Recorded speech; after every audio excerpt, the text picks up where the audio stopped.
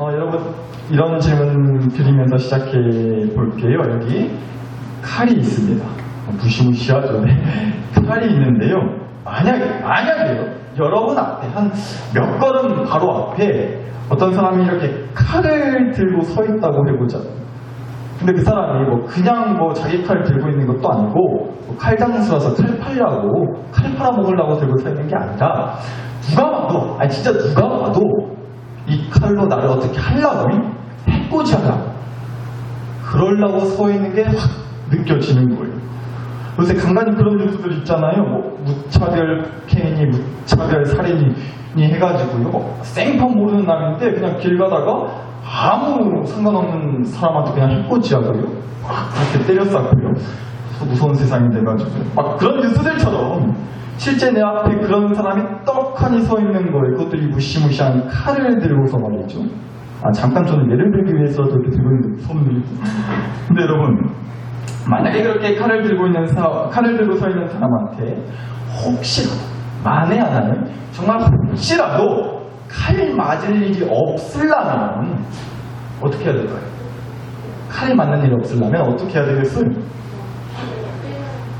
일단요 이럴 수도 있죠. 그런 걸 가지고 겁먹냐고. 그냥 맨몸으로 듣다 들이밀고 어디 찌르려면 찔렀다. 내가 그런 거로 겁먹을 줄 아냐고. 들어와 한번 해보자고 막 그렇게 들이대요? 그러실 수 있겠어요? 아니면 얼른 휴대폰 꺼내가지고 112에 신고해요? 신고하다가 칼 맞으면 어떡해요? 그러니 어떻게 해야 되겠어요? 역시나 우리는 어떻게 해야 돼요? 쉬지 말고 뭐예요? 기도하라. 사탄아 불러라. 주여 아버지 하고 물리쳐야죠. 그럴 수 있는 믿음의 담대함이 있기를 바랍니다. 근데 여러분 오늘 설교 제목이 뭐라고요? 피하는 게 상책이다. 그러니까요 혹시라도 기도하고 싶은 마음이 들라 치시더라도요 일단은 내가 도망치시면서 기도하시길. 하나님 저 미친놈이 저 안 쫓아가요 주시옵소서. 저 미친놈 좀 막아주시옵소서. 살려주시옵소서. 이 기도하면서 내가 도망치고 피하는 게 상책이라고. 버젓이 앞에 나를 해코지하려고 하는 사람이 보이는데 눈앞에 당장 그렇게 보이는데 괜히 객기 부리면서 맞서지 말고 괜히 부딪히지 말고 가능하다면 피하고 도망치는 게 피하고 돌아서는 게 당연히 상책인 거죠. 그게 지혜로운 거고 그게 현명한 거 아니겠냐. 그쵸? 이렇게 우리 모두가 너무나 뻔히 잘 알고 있는 이 삶의 지혜를 그런데요 참 깝깝하게도 어째서 우리 하나님은 하나도 모르시는 것만 같은지 겁나게 답답할 때가 있다는 겁니다. 그렇지 않으세요?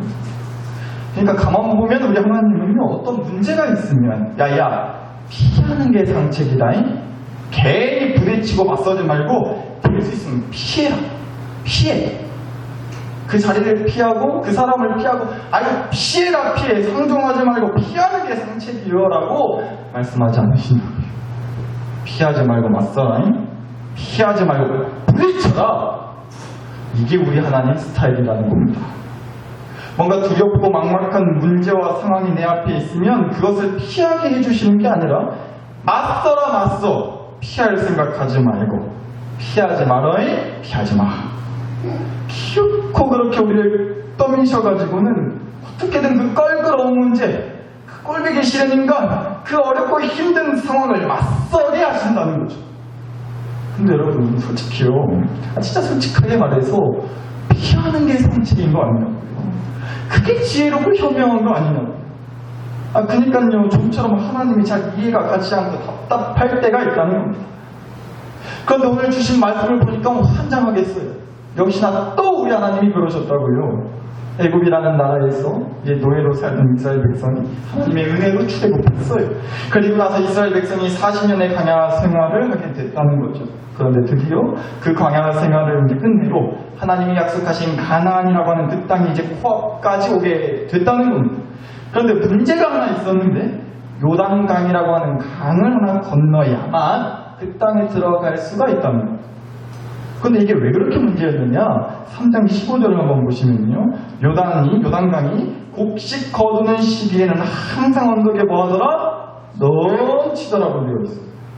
여러분, 이 요단강의 요단이라는 말이요, 그 이름 뜻부터가요, 빨리 흘러내리는 시냇물이라는 뜻을 갖고 있어요. 요단이라는 이름 뜻이요, 빨리 흘러내리는 시냇물. 그러니까 뭐겠어요? 그만큼 물살이 거세고 물살이 굉장히 빠른 강이었다는 거예요. 또 거기다가 말씀 보시지만 곡식 거두는 시기, 당시에는 우리랑 다르게 3월, 4월 이때쯤에 곡식을 거뒀다고 해요.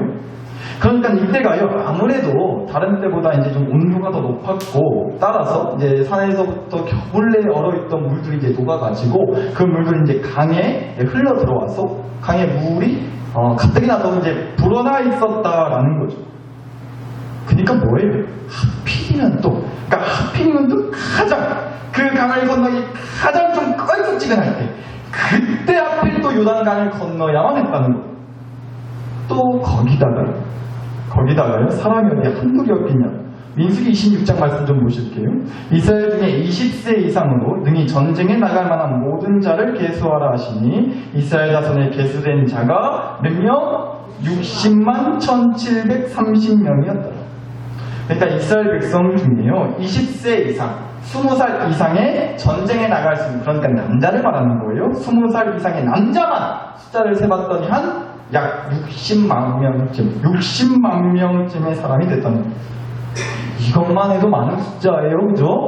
근데 뭐 이 사람들 중에서 결혼하는 사람들도 많았을 거고, 그러면 얼추 계산해봐도요, 그 사람들의 부인에다가 뭐 자식도 한 두어 명쯤 낳았으면 벌써 4인 가족 되는 거죠.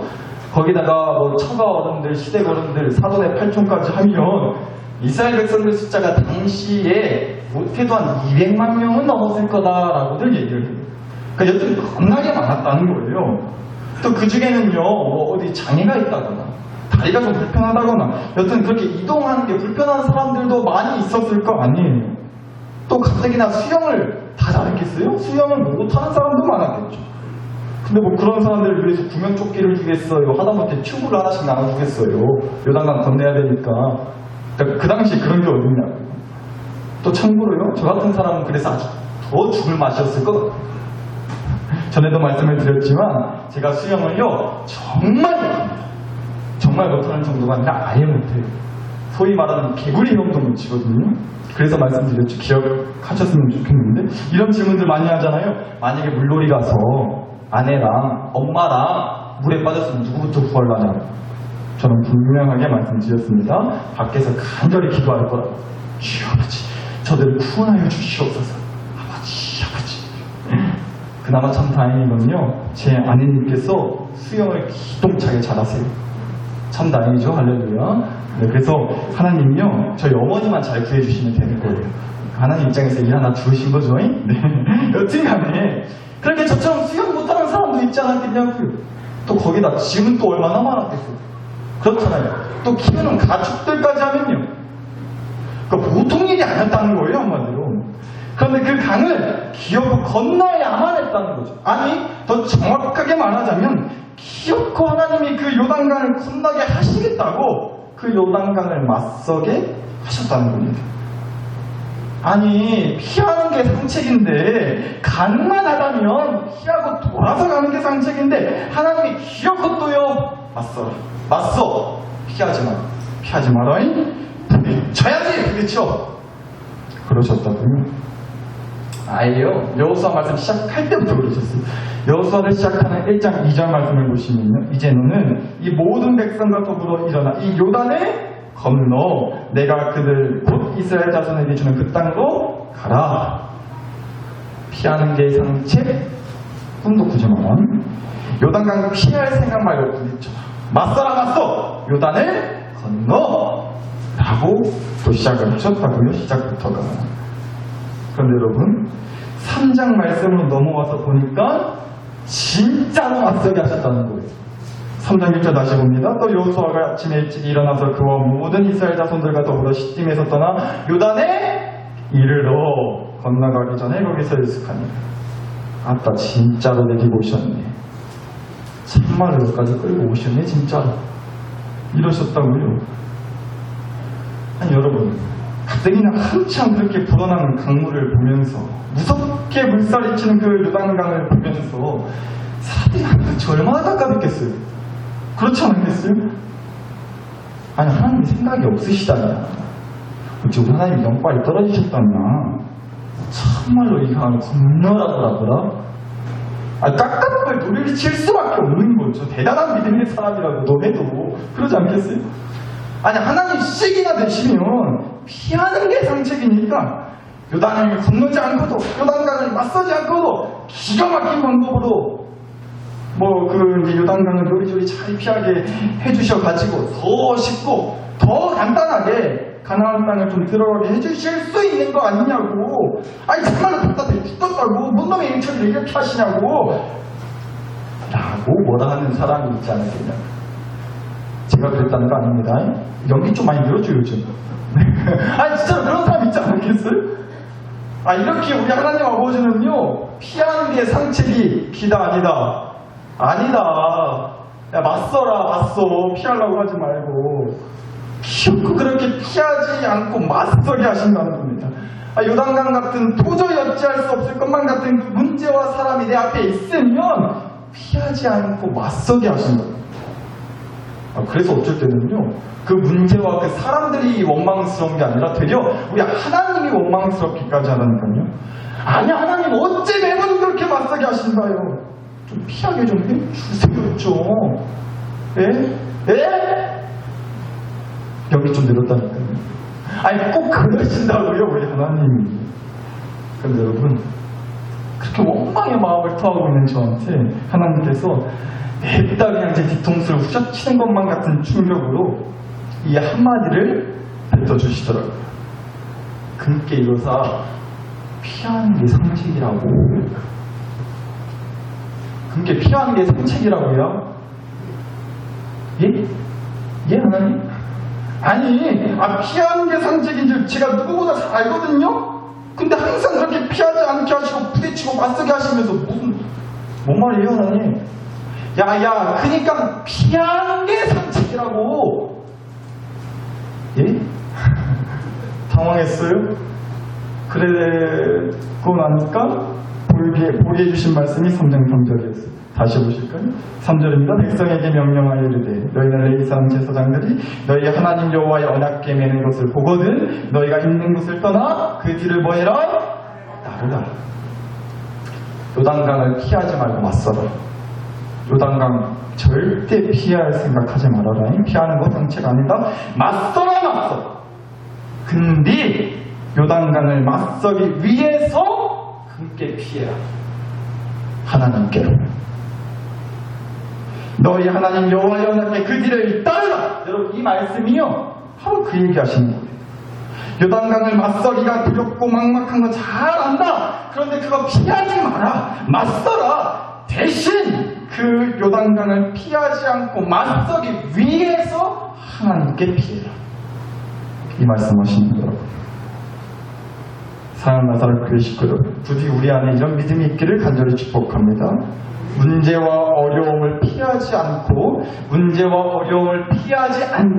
맞서기 위해서 하나님께 피하는 게 상책인 줄 믿습니다. 우리 안에 이 믿음의 고백이 있기를 간절히 축복해요. 여러분 보세요. 사실은 그래요. 하나님께서 이스라엘 백성들을 그 요단강 건너게 하겠다고 작정하셨으면요, 생각해 볼 수 있죠. 굳이 맨 이스라엘 백성들 앞에다가 언약궤니 뭐니 그거 앞장 세우시고 그거 뒤따라 가라 마라 이렇게 하실 거 없죠. 얼마든지 다른 방법으로도 강을 건너게 하려면 하실 수 있는 거잖아요. 못 하실 게 없는데 우리 하나님이.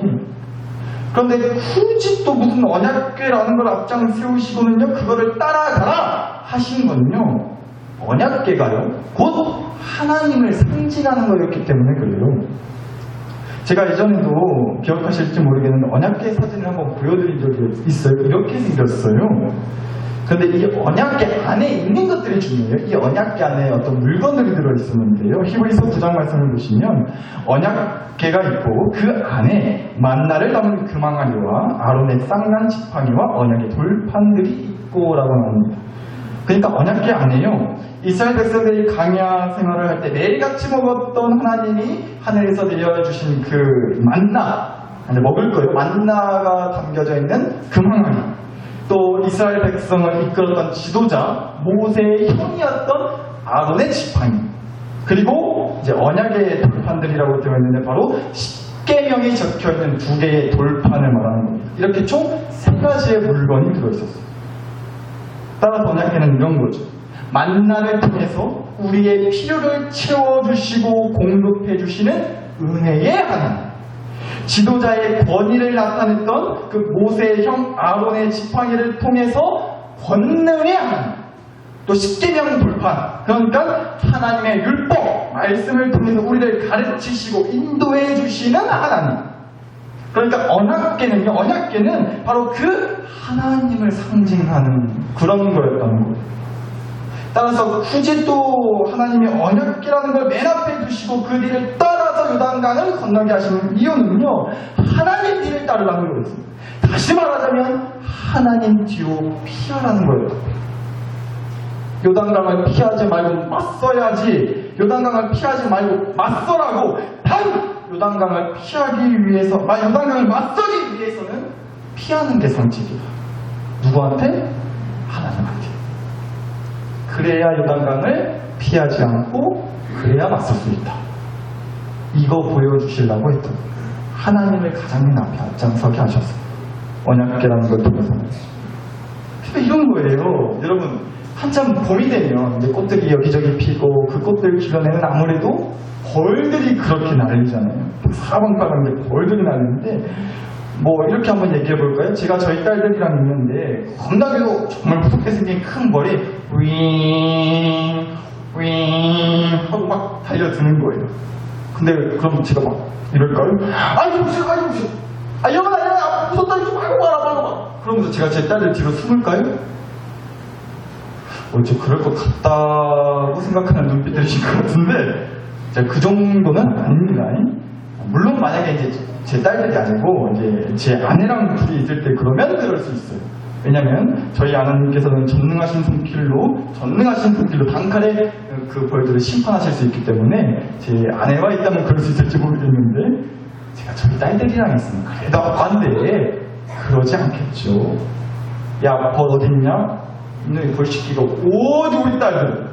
여원아, 애나야, 아빠 뒤로 나와 있어. 야, 아빠 뒤에 숨어. 아빠 안 무서. 괜찮아이? 아빠 뒤로 숨어라. 아빠 뒤로 피해라. 위험해. 나오지 마.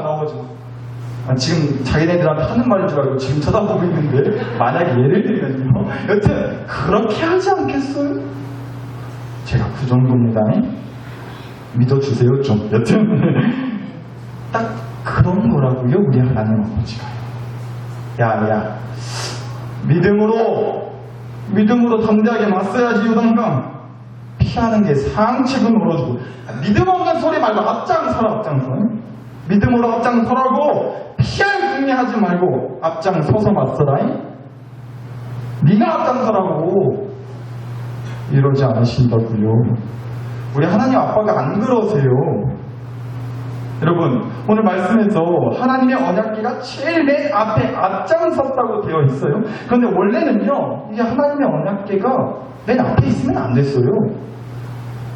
하나님 그러셨거든요. 이스라엘 백성들한테 광야에서 지내면서 꼭 이렇게 있어라 라고 쉽게 말해서 하나님이 그 자리 분양까지 다 해줬어요. 아파트 분양해주는 것처럼 그 이스라엘 백성들이 어디에 있고 어떻게 모여 있어야 되는지 자리를 다 정해주셨단 말이에요. 당시 이스라엘 백성이 총 12지파로 나뉘어 있었거든요. 그러니까 쉽게 말하면 첫째 아들네 식구들, 둘째 아들네 식구들, 셋째 아들네 식구들, 이렇게 이제 12식구로 나뉘어 있었다는 거예요, 이스라엘 백성들이. 그리고 그 총 12지파가 각 지파마다 어디에 자리를 깔고 모이고 잠자고 그래야 하는지를 다 이제 정해주셨단 말이죠. 그러시고는요, 그 12지파 한가운데다가 성막이라는 것을 두셨어요. 성막, 하나님께 제사를 드리는 곳이요.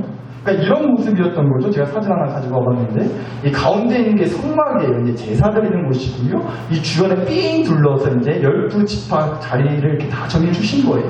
단지파, 아셀, 유다지파, 이렇게 아무튼 정해주셨어요. 한가운데, 중요한 건 이거예요. 한가운데 뭐가 있다? 성막이 있다. 제사 드리는 게. 근데 더 중요한 사실은요, 이 가운데 있는 성막 안에 지성소라는 게 있고요. 그 지성소 안에 아까 사진 보셨던 바로 그 언약궤라는 게 있어요. 그러니까 한마디로 뭐예요? 언약궤가 이스라엘 백성들 한 가운데 중앙에 있었다는 겁니다. 하나님이 그렇게 하라고 하셨어요. 하나님이 그러라고 정해주셨다. 따라서 언약궤는요, 언제나 이스라엘 백성들 한 가운데 있어야 했다는 거죠. 그런데 오늘 말씀에서는 그 언약궤가 어디 있었다고요? 이스라엘 백성들의 가운데가 아니라 어디요? 가장 그렇죠, 앞에 있었다고요. 보셨잖아요. 3장 3절. 너희 하나님 여호와의 언약궤 매는 것을 보거든 너희가 있는 곳을 떠나 그 뒤를 따라. 또 11절에도요. 보라, 온 땅의 주의 언약궤가 너희 어디서? 앞에서 요단을 건너가라. 분명 언약궤가 앞에 있었다고요. 이스라엘 백성들 앞에. 야야, 믿음으로 겁먹지 말고 요단강을 맞서라. 피하는 게 상책은 어려울 믿음 없는 소리 말고 앞장서. 네가 앞장서라고. 이러시는 게 아니고요. 하나님이 가운데 계시니까, 앞에 요단강이 있으니까 이제는 가운데 계셨던 하나님이 맨 앞으로 나서시겠다는 거예요. 그리고는 말씀하십니다. 야야, 아빠 뒤로 따라와라. 하나님 아빠 뒤로서 위험하니까 요단강 이거 어쩔 수 없다. 맞서야 된다. 피할 수 없다. 이 요단강 맞설라면 겁나고 깝깝할 거, 막막할 거, 두려울 거 아는데 이거 피하면 니네 가나안 땅 절대 못 들어간다. 이거 반드시 넘어야 돼. 통과해야 돼. 어쩔 수 없다. 우리 그러니까 맞서자. 그런데 되게 위험해. 너무 힘들어 니네들한테. 그러니까 하나님 아빠 뒤로, 아빠 뒤로서 아빠 잘 따라와라. 아빠가 제일 맨 앞에 있을 거니까. 이 얘기 하시는 거라고요. 여러분, 그럴 때 있어요. 내 안에, 내 삶의 한가운데 계시는 하나님이 가운데 계셔주시는 건 감사한데 왜 그렇게 나를 떠미시나? 왜 이렇게 나를 떠미로 싸시나? 하나님을 내 삶 가운데 잘 모시고 산다 했는데 마치 이스라엘 백성 한가운데 있던 그 언약궤처럼 그렇게 살기는 산다고 사는데 정작 요단강 앞에 섰을 때요, 내 가운데 계신 하나님이 맞서지 않고, 내 삶 가운데 계신 하나님이요, 내가 그 요단강 앞에 섰을 때 그 요단강을 맞서지 않고 피하게 해주시기를 바랬는데 반대로 피하지 않고 맞서게 하시는 그런 느낌이 들 때가 있다고요. 그렇게 나를 떠미시는 것 같을 때가 있다고요. 하나님이 나를 죽이려고 작정을 하셨구나. 나를 못 괴롭혀서 안 달라하셨구나. 또 시작하시구나. 오히려 하나님 그냥 내 가운데 있는 하나님 뽑아내버리고 싶을 때가 있다고요.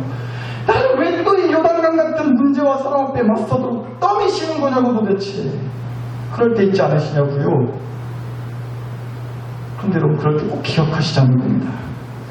하나님이 기어코 나와 우리 집을 요단강에 맞서게 하신다는 건요, 내 가운데 계시는 하나님이 이제 내 앞에 서 주시겠다는 거예요. 우리 그렇게 믿읍시다. 우리 그런 믿음과 빗장을 한번 가져보자고요. 사랑하는 나사렛 교식고요. 성경은 분명히 말씀합니다. 보라! 온 땅의 주의 언약궤가 너희 앞에서 요단강을 건너가시니 너희 하나님 여호와의 언약궤 매는 것을 보고 너희가 있는 곳을 떠나 그 뒤를 따르라. 여러분, 그래서 외치는 겁니다. 피하지 말고 맞섭시다. 그리고 맞서기 위해 하나님께 피하자고요. 아멘이신가요? 그럼 마지막으로 이 말씀만 하나 더 드릴게요. 하나님 뒤로 피하시기로 했어요. 아멘 하셨다고요? 그럼 질문이요. 그럼 어떻게 하는 게 하나님 뒤로 피하고 숨는 걸까요? 어떻게 하는 게? 사실은요, 여호수아 말씀 시작할 때 미리 다 알려주시고 시작하셨어요. 요단강 건너가실 때부터 알려주셨다고요. 앞서 보신 여호수아 1장 2절 말씀에서 하나님이 요단강을 건너라고 처음 이제 요단강 건너기 대작전 그거 얘기해 주셨어요. 그때 동시에 이렇게 말씀하셨어요. 여호수아 1장 7절과 8절입니다. 오직 강하고 극히 담대하여 나의 종 모세가 너에게 명령한 그 율법을 다 지켜 행하고 우로나 좌로나 치우치지 말라. 그리하면 어디로 가든지 형통하리니 이 율법책을 너의 입에서 떠나지 말게 하며 주야로 그것을 묵상하여 그 안에 기록된 대로 다 지켜 행하라. 그리하면 너의 길이 평탄하게 될 것이며 네가 형통하리라. 언제도 말씀드렸는데요, 이 형통이라는 말은요, 모든 일이 다 잘 될 거다 이런 뜻보다는요, 뚫고 지나가다 이런 뜻을 갖고 있어요. 그런데 그렇게 뚫고 지나가려면 어떻게 해야 된다고? 뭐를 꼭 붙들고 살라고 말씀하시죠? 여기서 강조하시는 건 뭐겠어요? 바로 율법입니다. 율법. 하나님의 말씀이요. 오직 강하고 극히 담대해야 이 말이야. 무슨 그래서 네가 앞장서라, 네가 맞서라, 피할 생각하지 말고 강하게 담대하게 네가 맞서야지. 뭘 피하긴, 이 얘기가 아니고요. 오직 강하고 극히 담대해서 강하고 담대한 믿음으로 하나님의 말씀을 네 입에서 떠나지 않게 하고 하나님의 말씀을 지켜 해야 좌로나 우로나 치우치지 말고 강하고 담대한 믿음. 누가 흔들어도, 누가 아니라 해도 하나님 말씀 그거 별거 없다고 막 그렇게 흔들어도 그거 물리치는 강하고 담대한 믿음으로 하나님의 말씀 붙들고 살아라. 그러니까 여기서 강하고 담대하라는 말씀은요, 우리가 알아서 혼자 잘 맞설 수 있는 강하고 담대함 그런 걸 얘기하시는 게 아니고요, 하나님의 율법 말씀 뒤로 피하고 그 말씀 따라 살겠다는 강함과 담대함을 가지라고 얘기하시는 거라고요. 그러니까 뭐겠어요? 하나님께 피한다 했으면 우리가 이제 뭐 해야 되겠어요? 하나님 말씀 붙들고 살아야 하는 겁니다. 이런 거죠. 막 여러분 앞에 화살이 날아와요. 제 앞에 화살이 날아온다고. 저희 딸들이랑 같이 있는데 그럼 저희 딸들이 제 뒤로 당연히 숨겠죠. 아빠 등 뒤로 숨었다고요. 잘한 거죠. 그런데 제가 화살을 피하려고 이렇게 오른쪽으로 움직였어요. 그럼 저희 딸들도 동달아 저를 따라서 어떻게 해야 되겠어요? 아빠 따라서 오른쪽으로 따라와야죠.